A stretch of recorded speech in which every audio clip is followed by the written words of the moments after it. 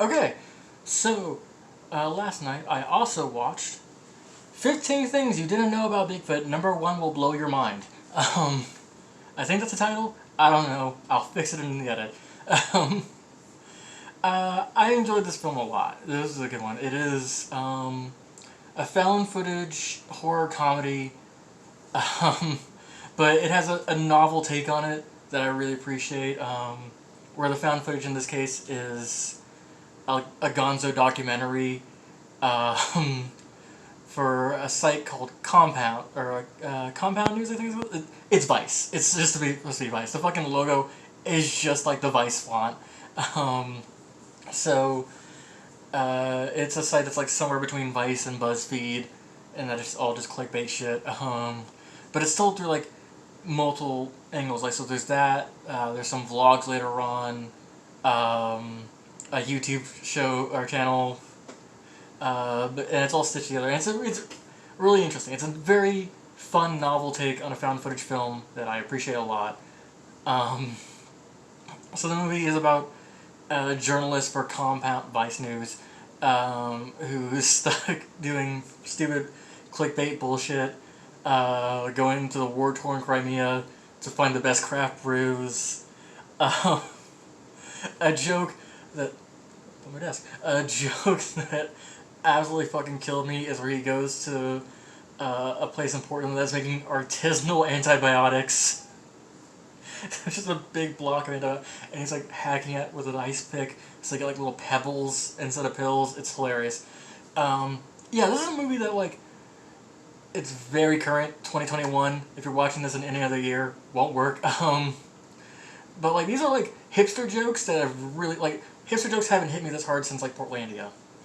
Like these are funny ass hipster jokes. But yeah, it is a reporter for a shitty clickbait news hipster site who is frustrated because he wants to cover like reporters always want to cover interesting shit. I don't know. I'm not a journalist. I don't really have an interest in journalism. But to be frank, like just the kind of person I am, if I ever like was a journalist, I would love to do the stupid cushy shit. I would love to go to Bigfoot conventions and find the best craft breweries. That sounds so nice. I don't know why journalists are so willing to go to war zones and get shot at just so people can call them liars on the internet. Anyway, um, but yeah, a reporter for a shitty clickbait site gets put on assignment to go Bigfoot hunting with a total loser who's obsessed with Bigfoot. That's such a rude thing. I was gonna make a very rude joke there where I was gonna say like loser who's obsessed with Bigfoot is redundant. I don't know. If you believe in Bigfoot, that's fine by me. I believe in stupid weird shit too. But like Bigfoot hunting is where things get kind of wacky. And I'm like, okay, guys, maybe a second hobby. Find something else to do. Anyway, but yeah, I would call the humor. I don't want to say inconsistent because there were like good jokes all the way throughout, but it did fluctuate, and that there was a really dumb shit joke halfway through. I'm like, oh, okay, whatever. Also, there's this sliding scale of horror versus comedy where things are either more comedy or more horror.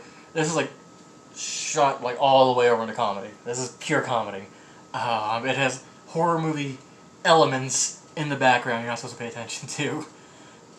That being said, there was one bit where they're recording and like their campsite's getting trashed by something they can't see, and there was one genuinely like one shot where they're recording and like looking for what's in the woods, and like a thing that you thought was just a tree suddenly like it had been sitting still for the entire time. Suddenly it moves. Like that was actually like, oh, that spooked me a little bit. That was a good shot. They could have used that in an actual horror film. Is what I'm saying. But yeah, very fun, very wacky. The movie does not take itself at all too seriously. A lot of gags, a lot of things are set up very well. I would say like jokes from like the first 5 minutes in work work back in like in the last 20 minutes. It's pretty great. I fucking okay. The absolute funniest bit is they have this fucking parody of Action Bronson. I love Action Bronson, by the way, but I couldn't get over this fucking parody where they have a rapper who like does a food review show.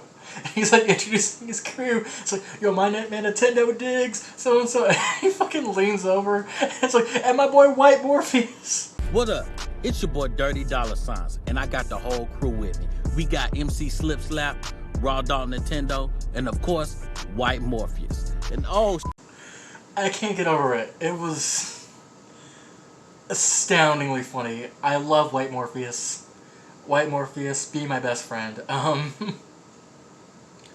Yeah, again, I would say the humor was, I would call it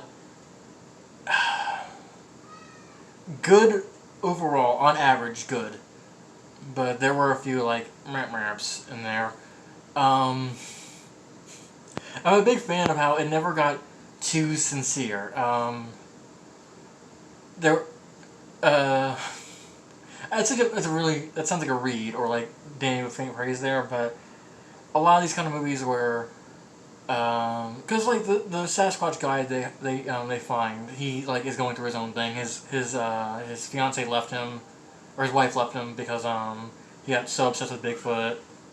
And he's really upset about that, and it's a running gag where he kind of like he starts to mention it and then pulls back, or like he like gets too deep into it, and then he like, or like someone will ask him about it and he gets uncomfortable with it, which I did enjoy. But then they do a thing where he does get like a little monologue where he explains at length about it, and it was a little too sad overall, I think, for the tone of this film.